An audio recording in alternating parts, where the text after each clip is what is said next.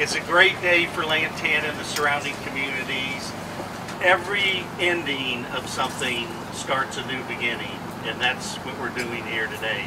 We're starting a new beginning. With tuberculosis, in 1950, there was approximately 25 million people in the United States that had this disease. That's why you have a 500-bed facility.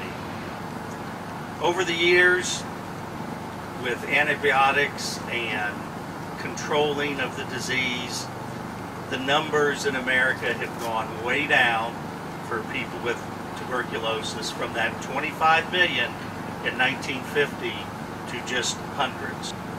And that is why we're here. This is the last freestanding tuberculosis hospital in the United States.